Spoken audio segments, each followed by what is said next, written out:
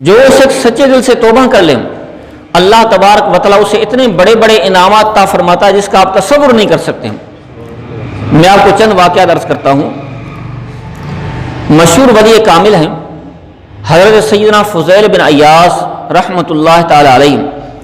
یہ بڑے ڈاکو تھے، ڈاکوں کے سردار تھے، رہزن تھے، ڈاکہ زنی کیا کرتے تھے، لوگوں کو لوٹتے تھے، ان کے حقوق غصب کرتے تھے۔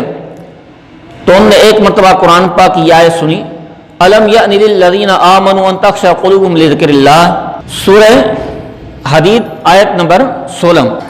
کیا ابھی تک ایمان والوں کے لیے وہ وقت نہیں آیا کہ اللہ کی یاد کے لیے ان کے دل ہل جائیں، اللہ کے ذکر کے لیے ان کے دل جھک جائیں؟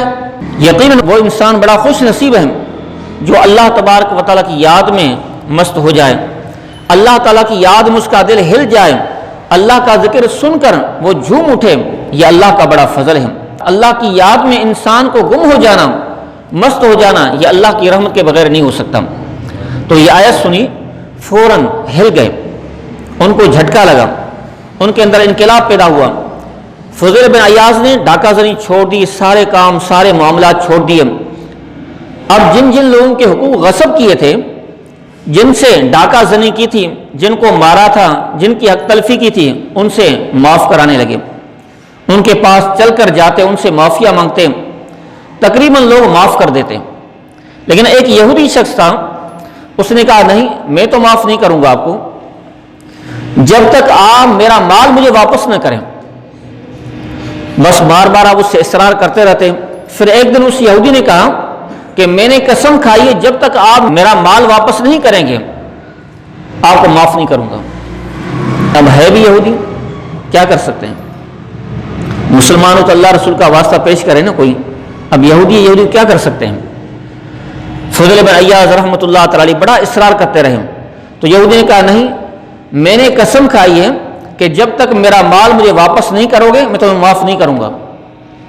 چلو ایسا کرو، میرے تکیے کے نیچے، میرے سرہانے کے نیچے سونا پڑا ہوا ہے، وہ سونا مجھے اٹھا کر دو۔ حضرت فضیل بن عیاض رحمۃ اللہ تعالی علیہ اس یہودی کے تکیے کے پاس گئے اور تکیے کے نیچے سے ہاتھ ڈال کر اٹھایا تو سونا پڑا ہوا تھا۔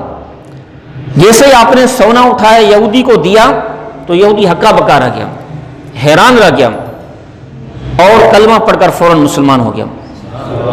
حضرت فضیل بن عیاض رحمۃ اللہ تعالی بڑے حیران ہوئے، میں آپ کا سونا آپ کو اٹھا کر دے رہا ہوں، آپ حیران ہو گئے اور مسلمان ہو گئے، وجہ کیا ہے؟ کہا کہ بھائی اصل واقعہ یہ نہیں ہے، اصل بات یہ کہ میں نے تورات میں پڑھا تھا جو شخص سچے دل سے توبہ کرے، جو شخص سچے دل سے توبہ کرے، پھر سچی توبہ کرنے والا شخص اگر مٹی کو ہاتھ لگائے تو اللہ تعالیٰ اس کے ہاتھ کی برکت سے مٹی کو سونا بنا دیتا ہے۔ میں نے تکیے کے نیچے سونا نہیں رکھا ہوا تھا، میں نے مٹی کے ڈھیلے رکھے ہوئے تھے، میں نے مٹی رکھی ہوئی تھی۔ اب میں آپ کو آزما رہا تھا کہ آپ ویسے ہی اپنے حقوق معاف کرا رہے ہیں، واقعی آپ نے سچی توبہ کی ہوئی ہے، لیکن جب آپ نے میرے تکیے کے نیچے جو میں نے اپنے ہاتھوں سے مٹی رکھی تھی آپ نے اس کو ہاتھ لگایا اور آپ کے ہاتھ لگانے سے سونا بن گیا، میں سمجھا واقعی آپ کی توبہ سچی ہے اور آپ اللہ کی بارگاہ مقبول ہو چکے ہیں، لہذا میں آپ کی یہ چیز دیکھ کر، آپ کی سچی توبہ اور آپ کی کرامت کو دیکھ کر میں مسلمان ہو گیا۔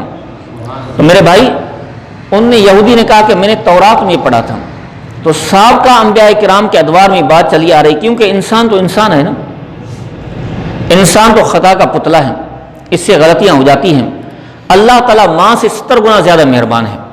جو بھی گناہ ہو جائے، جتنی بڑی غلطی ہو جائے، جرم ہو جائے، آئیں اللہ تعالیٰ کی بارگاہ، اللہ تعالیٰ سے معافی مانگیں، اللہ تعالیٰ معاف کرنے والا ہے۔